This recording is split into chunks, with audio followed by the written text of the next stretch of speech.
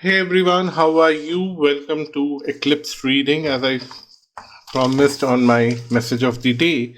So, I just wanted to briefly give you astrological update and then I'm going to do sign wise tarot reading for each sign. First of all, the eclipse is already over today in the afternoon Phoenix time, and I'm recording it in the evening because again I'm not very good with timings. Most of my followers know that, but luckily eclipse energy lasts for 6 months till next eclipse. So it might be still a good idea to record these videos and upload them because it will guide you for next 6 months. So this eclipse is a special one because it's happening after 580 years. This is eclipse where the eclipse lasts for very long because the distance between Earth and Moon is way too much. Because of that, the eclipse time lasts for very long, and that's why it brings different kind of changes in different people's uh, life. Anyhow, eclipse is a very and this one is a full eclipse also. So I've just noted the position of few prominent planets that are playing an important role. Of course, Sun, Moon, Rahu, and Ketu, they play a very important role in any eclipse. But then in today's eclipse, we have Venus, Jupiter, and Saturn also making some kind of contribution based on what I have observed. I know there are different astrologers who would differ from me, but this is my interpretation. So, when I'm talking about astrology, I'm talking more about a generic view of how humans on a global level and institutions on global level would be acting and reacting because of this eclipse energy. So, first of all, it's a test for humans like each individual like you and me. How perfect are we in controlling our senses, and how much are we running after our sensual pleasures? And it could be anything. Don't judge yourself, don't judge anyone for that matter. And I don't expect you to just leave all your sensual pleasures for next 6 months. I just want you to be aware of your sensual pleasures because no one can stop them, and it's stupid to stop them because it will mess up with your brain. But then it says that you should be aware when to stop getting into sensual pleasure and when to continue with your sensual pleasure. If you are aware of that, it's good. It's a kind of test of that.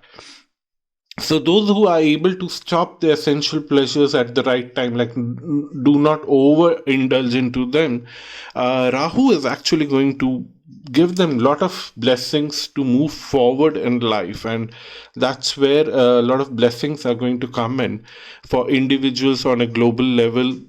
And I'm seeing that people would lose trust on institutions and follow their own patterns. They will understand how their body is acting and reacting to various things, and they will start following their own pattern rather than trusting institutions like medical institutions and all those things who are putting you under a lot of medications, unnecessary things, just to keep the money flowing. And you would actually deal with that in a long run, and you'll see that governments would find themselves a bit of struggling. Intergovernmental relations, like one country's relationship with another, it's it's already being observed, and it's going to be even more stressful in next 6 months. So that won't be a surprise. And only thing that I'm scared about is that um, there could be a severe cold war kind of situation or even a war kind of situation, but I don't see the actual war happening in next 6 months. But people would be speculating worse during this time. And on the other hand, Ketu is constantly reminding of the past, like the past of First World War and Second World War, and asking you to control your senses, because anger is also a form of sensual expression, and that's where government officials and the politicians need to control. So the Ketu is constantly reminding that don't indulge into the stupid sensual behavior. And I don't know from where I've learned this word stupid. I've been using that for last few weeks a lot. I've noticed that. So if it's annoying, I'm sorry. I somehow feel little annoyed because I don't like to use such words, but I've picked it up from somewhere and I still can't figure out the source of that. But anyhow, coming back to Ketu, what Ketu is doing is trying to remind you of the past, that past was horrible. Don't repeat that horror again. And that's where you have to be careful. Venus, on the other hand, is bringing very good harmony for relationships. If you are into relationships, suddenly you will recognize your partner as very charming, very caring, and you could see all the positive aspects. It's not that they don't have negative aspects, but the positive aspects would be larger than life, and you would be attracted towards that, and that will end up resolving a lot of problems. If you had some kind of stress in your relationship, you will see that you and your partner are now suddenly seeing each other's positive sides, and you are getting closer and closer. And by the time the eclipse energy ends after 6 months, you will realize that the negative things are very minor things and they don't even matter. So that's a very good blessing on individual relationships, but on a governmental level, relationships are bad. Moving on to Jupiter and Saturn. Jupiter and Saturn had a very tricky role in last 2 years, and with the corona and all those stuff, they were quite influencer in the sky. And many astrologers have spoken about that, so I won't get into what they have been doing in the sky, how they're influencing us, but what I'm going to talk about is what they're going to do in future.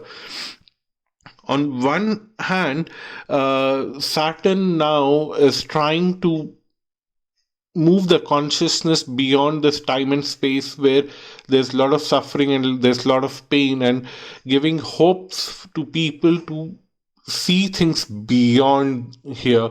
So a lot of extraterrestrial things may happen on a larger level, which you and I may not notice very well, but there would be a larger energy shift on a global level where common people would be trying to move away from this crisis, and they would try to forget and resolve things and move on with their lives. But then always Saturn and Sun are in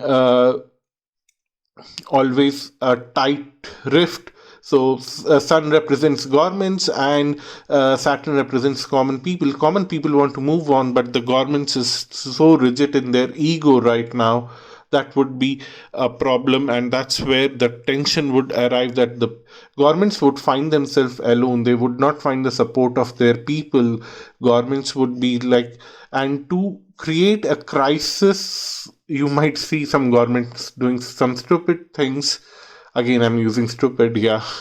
Some crazy things to get attention from their people, and that's where they would indulge into tough fights with neighboring countries so that they get some attention, that they and they divert the attention, that they have neglected a lot many things within the country, but now there's a time of crisis where they have to deal with another country, but everything would be created because of ego. On the other hand, Jupiter is trying to set up an whole new pattern. Jupiter is going to change signs day after tomorrow. It would move into Aquarius.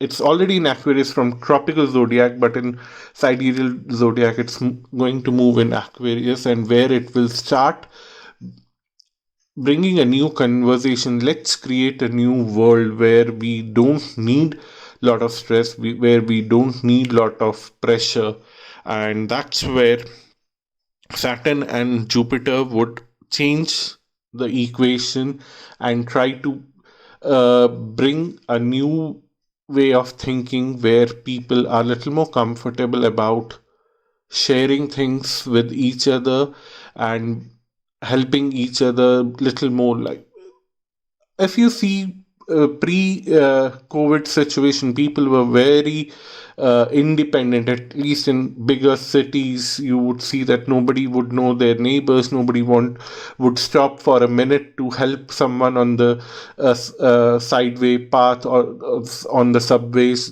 People would be running after uh, God knows what. They were crazy. They were always late for something. But suddenly now you would see a bigger shift that people are don't want to live that kind of life. They don't want to be part of this rat race.